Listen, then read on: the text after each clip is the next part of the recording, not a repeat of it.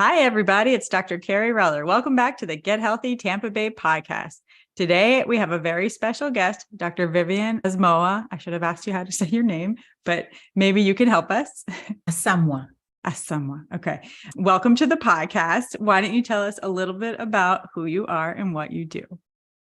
Hey, guys. Thank you so much, Dr. Reller. Yes. For Thank you, Dr. Reller, and thanks to your entire audience for hosting me on the Get Healthy Tampa Bay podcast. I'm really happy to be here. My name is Vivian Asamoah. I am a gastroenterologist based out of Houston, Texas. I'm in private practice. I've been in private practice for over a decade. We practice a different kind of gastroenterology care because not only do we do conventional, screening colonoscopies and managing patients with acid reflux and diarrhea and constipation, but we add on a more integrative, holistic, and functional medicine approach to our care in trying to get to the root cause of disease and helping our patients with chronic gut issues establish a healthy relationship with food and enjoy eating food again. So that's how we're a little bit different, and we love what we do. Definitely a unique concept, especially in the gastrointestinal space, I think. I mean, in our area, I don't know of anybody that does this model that you do. And I think it's super important and it can help people, like you said, get to the root cause of the problem, which is awesome. Today, I think we were going to talk about non-alcoholic fatty liver disease. I figure we just dive right in. Yep. So can you tell us what it is? So non-alcoholic fatty liver disease, it's a mouthful, right? Mm-hmm. In short, it's whenever you go to your primary care doctor or your gynecologist or whoever care provider is working with you could do some blood work or order an ultrasound. So the two most common reasons why someone gets referred to me is because doctor does blood work and the liver enzymes are a little bit high. And the liver enzymes, also called hepatic function panel, is what you'll see when your doctor orders that comprehensive metabolic panel. It's like AST, ALT, alkaline phosphatase, sometimes total bilirubin is higher. So it's flagging in red. And so there's an elevation there. And sometimes it is when your doctor orders an ultrasound, which could be just for any other reason. Maybe you're having belly pain or they're checking something out. And the sonographer or the radiologist actually writes that they're seeing mild, moderate, or severe fatty liver. And then, patients are usually like freaking out. Like, what do you mean? What is this fat doing in my liver? Yeah. So that's how we usually have patients come to us. So non-alcoholic, because alcohol in itself can cause fatty liver. So if you went on an alcohol binge with your girlfriends for a weekend to Vegas and you were drinking all weekend, if you did an ultrasound the next day, we'd probably see some fat accumulation in the liver. And if we did blood work, we would see some of your liver enzymes jump up. So we make this distinction between, is this alcohol related because this person is either a chronic drinker and drinks regularly, or had a binge episode, or is this non-alcoholic where we really don't feel like this person drinks enough or even regularly enough to have this degree of fatty liver. And right now we are actually redefining the term to metabolic fatty liver, because before we used to say, this is just fatty liver because we can't find any other reason. So your doctor would do all of this blood work, checking for hepatitis B and C and checking for autoimmune causes of the liver issues. Your doctor may actually scan your blood work and your medication list and see, is this person taking something that's causing liver enzyme elevation? And then we would say negative, negative, negative, negative, none to all of that. This person most likely has fatty liver. However, today, we feel that as, gastroenterologists and liver specialists, we are able to make the diagnosis of fatty liver in addition to other coexisting liver diseases that may happen. So someone may have hepatitis B and fatty liver, right? And it's not an exclusion criteria anymore. It really is, we're seeing more of it's happening concomitantly. It's happening together with other issues.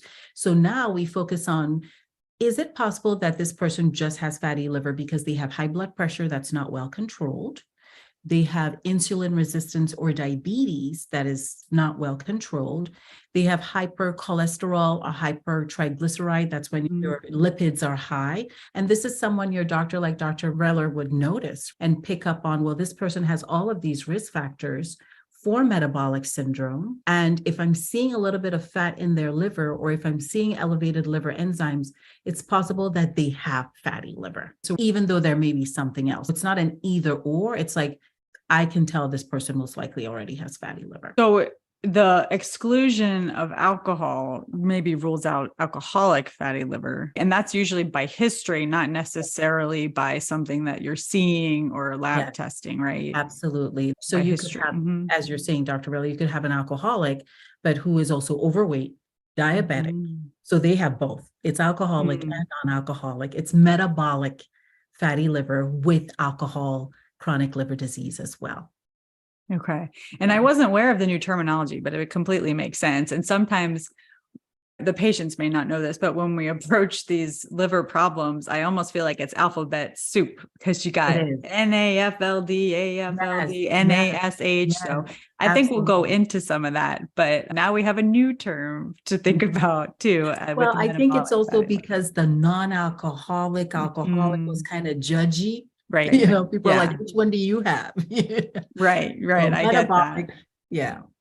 So you mentioned, I guess, some of these things that could be the causes of it. So is there anything you want to elaborate on how the mechanism happens? Yeah. So we believe that fatty liver is really just another clue or another symptom presentation of metabolic syndrome, which we're seeing a lot of in our society, in our Western society today.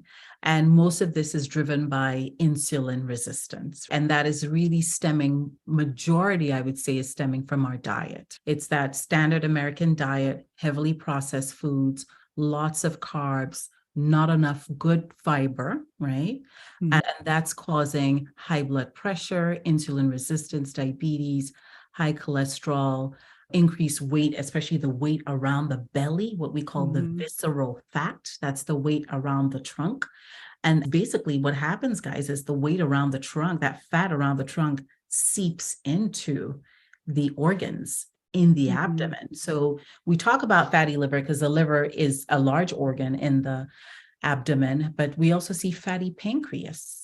And we see fatty tissue and other tissues as well. But fatty liver, because this fat in the liver can cause a lot of damage to the liver. And then it's a perpetual cycle of this insulin resistance issue. So yes, a lot of patients come to us for fatty liver issues, but actually what we need to do as hepatologists is work really closely with people like yourself, like the primary care doctors and the endocrinologists, really the primary care doctors, to say, hey, we need to address this metabolic syndrome issue or the obesity or the overweight as a whole, because this is just a sign that the whole system is off.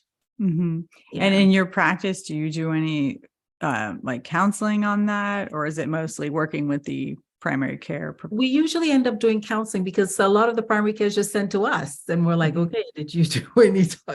So they usually say, oh, my primary care said just come over and I need to lose weight. And that's really hard, right? When you just tell a patient, go lose weight. So when we see our patients in practice, I think the first step, probably similarly to what you do, Dr. Reller, is we focus on education. What is this fatty liver? What does it mean? And we really try to get them not to focus on just the fatty liver. Like my liver is fat, my liver is fatty. We let them understand this is a systemic problem.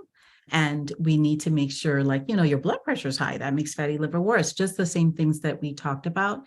And so I think the first step really is education and letting them also understand that when you reverse or have a good handle on all of these other things, the fatty liver will get better. So giving them hope that this is reversible, you know, just like blood pressure can be controlled with medication and diet change, and diabetes sometimes just with diet change and medication. So we let them know, hey, this is all reversible. It doesn't necessarily have to get worse, but it can get worse. And so after that education piece, we now start talking about simple steps. And so we usually start by explaining, because I think very often a lot of people say, well, can I eat fat? if I have fatty liver? So that's the first question. We have like a little frequently asked question. So we start with there, and then we say, yes, you can.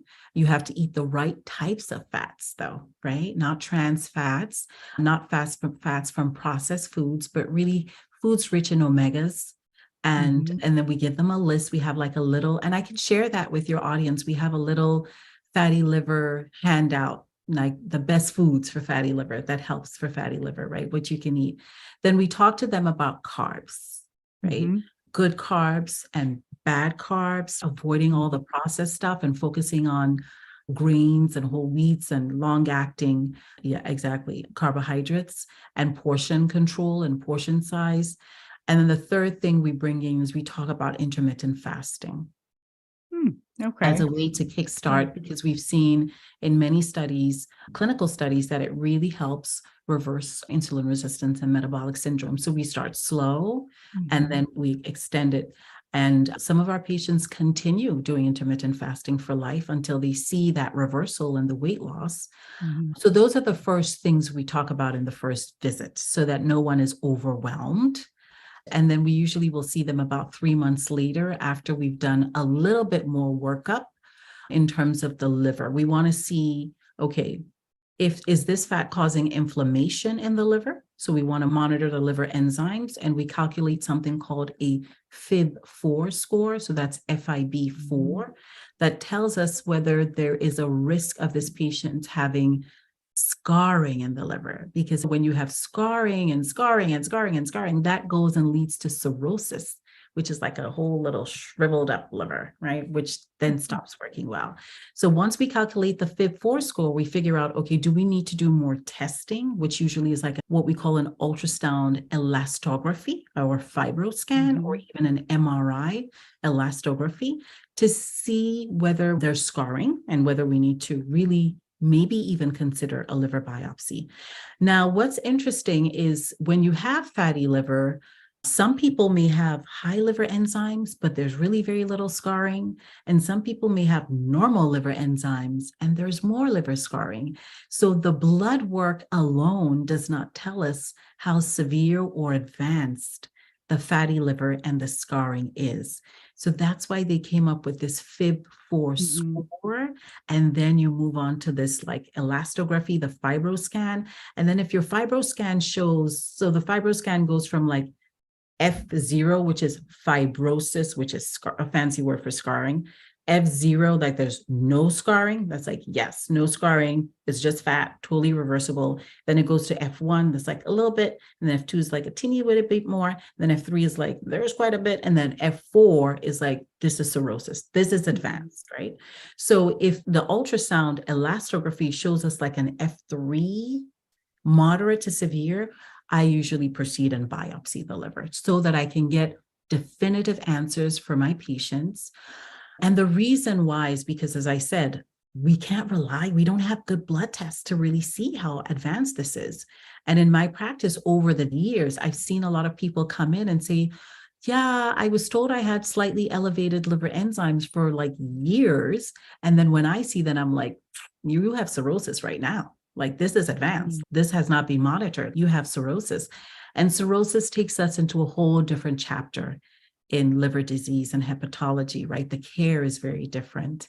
And the possibility of complications is very different, right? So I guess we're talking to say that, all this to say that you can go from a reversible fatty liver, which is totally reversible, right? If you cut back and lose weight and exercise, to having cirrhosis, which is scarring of the liver, just like someone who was an alcoholic and has scarring in the liver, which is non-reversible, which can then over years increase your risk for liver cancer. So it starts off with something that just like, whoop, it's a little fatty liver, to the potential of even having liver cancer.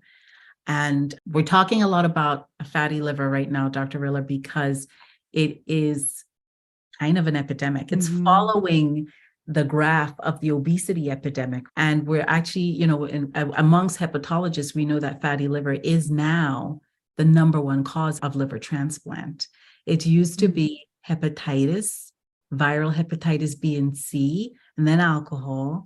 And now it's actually fatty liver leading to cirrhosis. Some of the reasons why, one of the foods or items that we know is directly correlated with fatty liver is high fructose corn syrup. Mm-hmm. And this is in every soda, like most sodas, unless you're checking and reading labels. And, the last time I drove by McDonald's, I didn't go. I just drove by because it was near the CVS.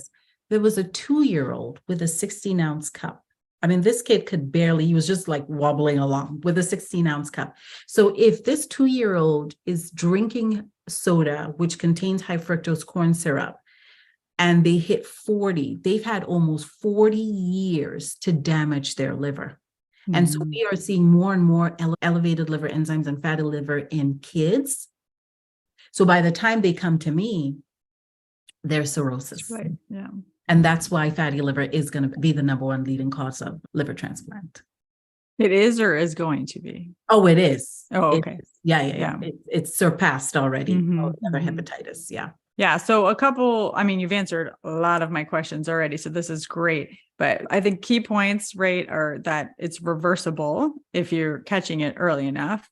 Your doctor who's doing your lab work may be able to see if you're possibly having that. I have also heard that while our labs report back a certain level of normal of the liver enzymes, that they actually might want to skew that to lower and include more people as having elevated liver enzymes. Like basically they're seeing damage and they want to move the liver enzyme normal range to a lower amount. I don't know if you have any comment on that.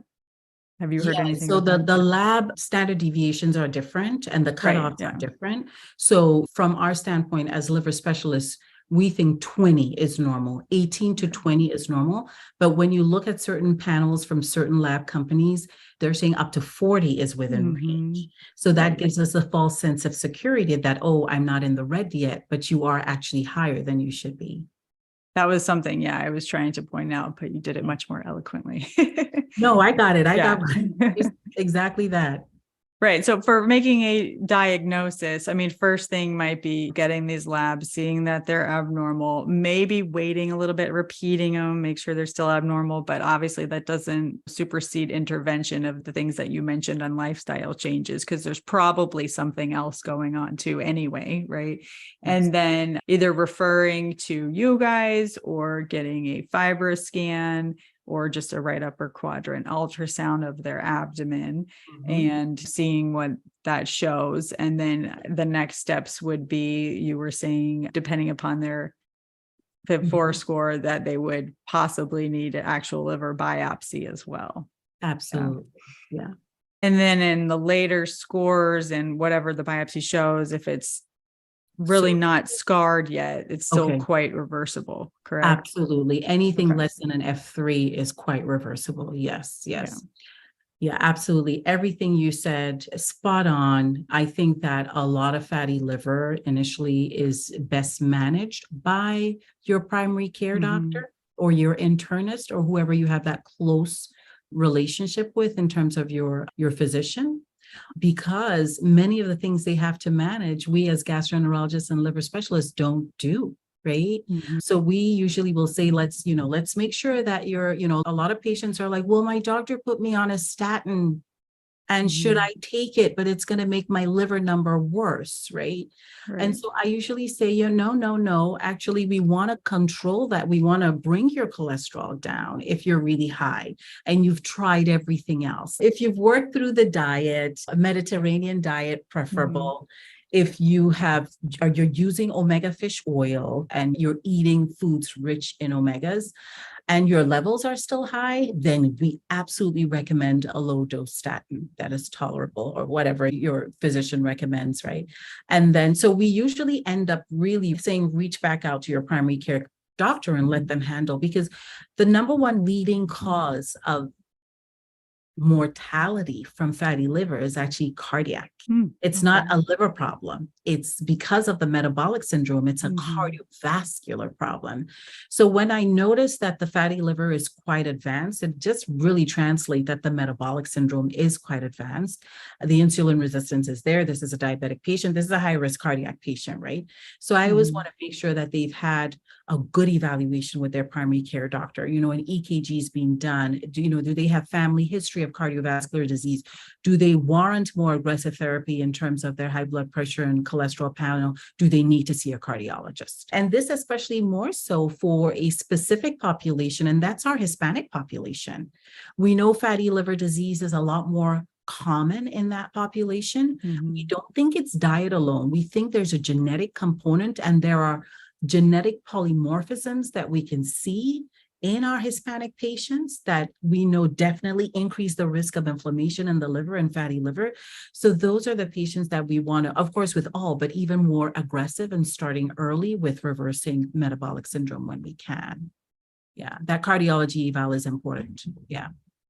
Yeah. Sometimes going back to the fructose thing and the children, I think that one thing I do like to explain to my patients is that fructose can only be processed in the liver, right? So it's not used by other cells for energy. It's only processed in the liver. And I've tried to really focus in on let's not eat these processed foods with fructose. Now, that doesn't include regular fruit, even though that includes fructose because it's packed with all the vitamins, minerals, and fiber that are okay and good for you, right?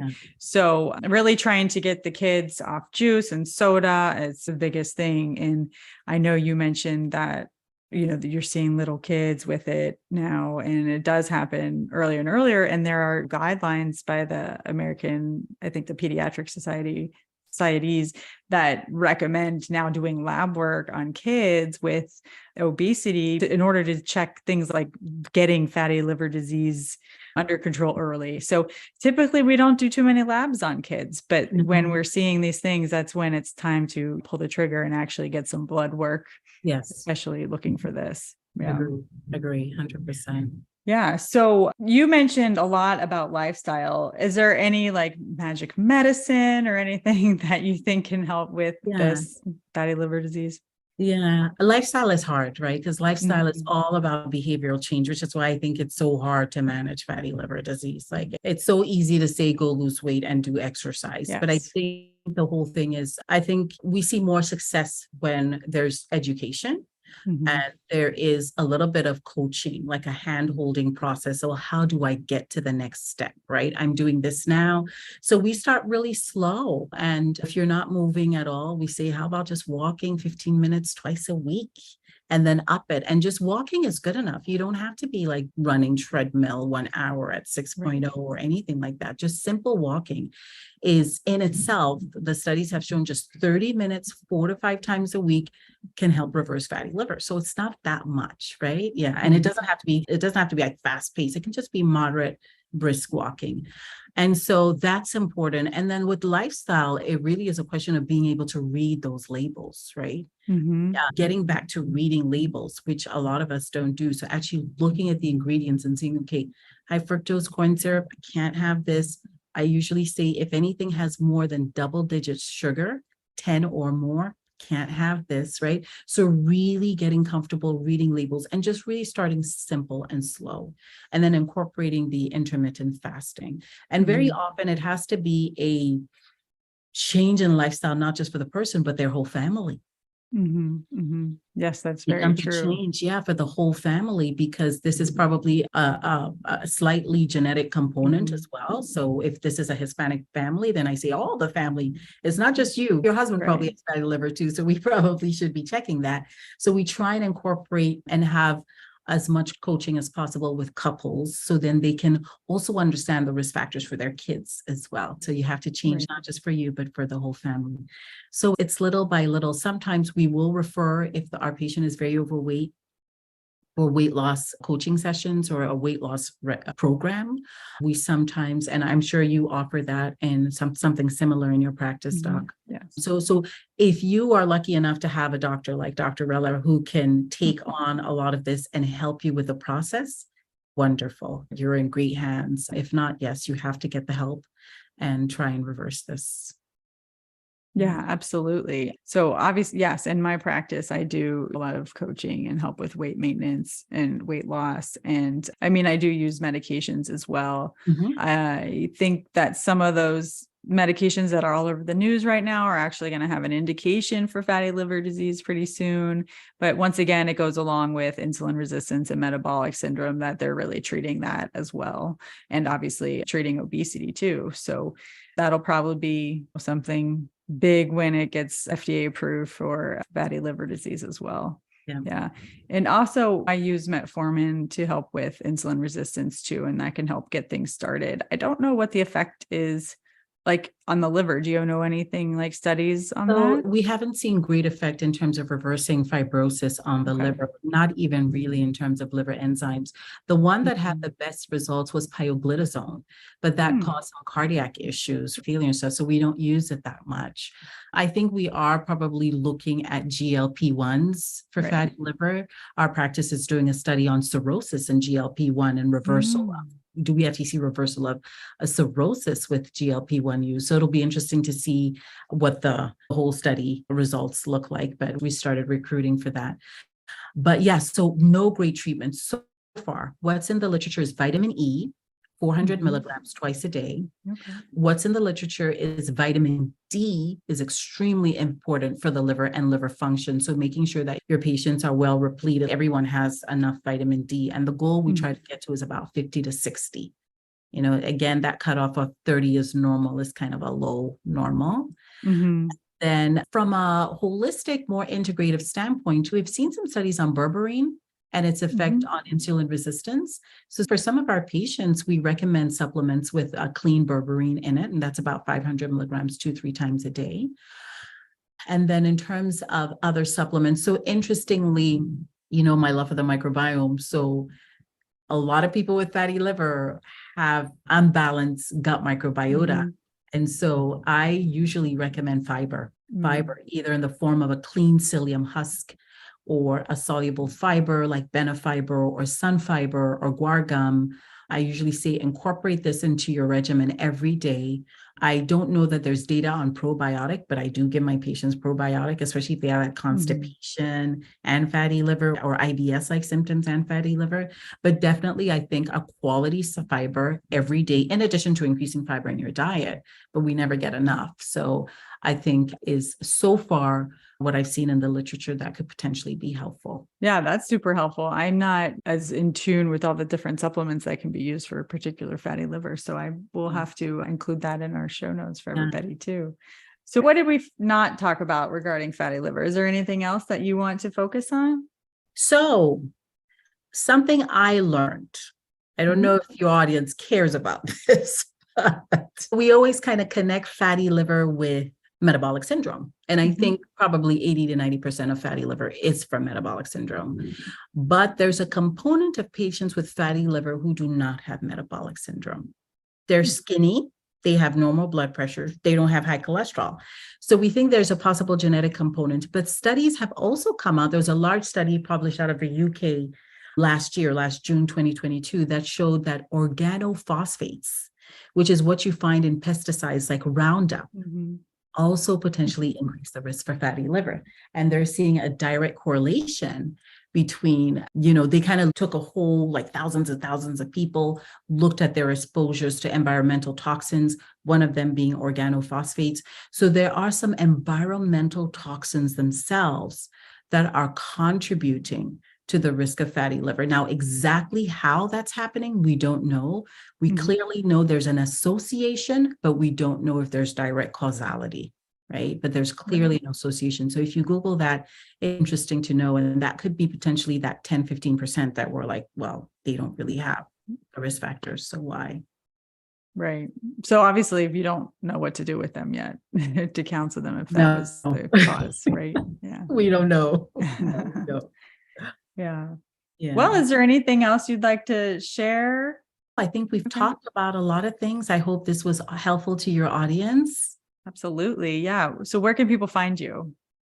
So you can find me on the web at drvivianasamoah.com. I'm also on Facebook. We have a private Facebook group called Natural Gut Relief, where we talk about everything holistic, functional medicine, integrative, gastro care, and gut health, and have different speakers on every Thursday at 6:30. So you're welcome to join us, and your audience is welcome to as well. And my practice is located in Katy, Texas, Houston, Texas. We do some one-on-one work, basically one-on-one consulting work for patients with chronic gut issues who have seen many different gastroenterologists and are not really getting to root cause and are seeking a second opinion and a more integrative and holistic approach. And so if you're someone out there who's seeking, I usually say, don't suffer in silence, reach out. There are a couple of GIs out there like myself. There are quite a few of us who are doing a more holistic, integrative approach, and we would be happy to help. Awesome. Well, we'll include all that information in the show notes. And thank you, Dr. Asamoah, for coming on the podcast today. And I was going to say, I'm a member of your Facebook group. So I recommend it to anybody that if you, I guess, go along with the things that you were describing of who would be a candidate for joining it. So yeah, thank you so much for coming on today. Thank you for having me. Have a wonderful day. You too. Bye.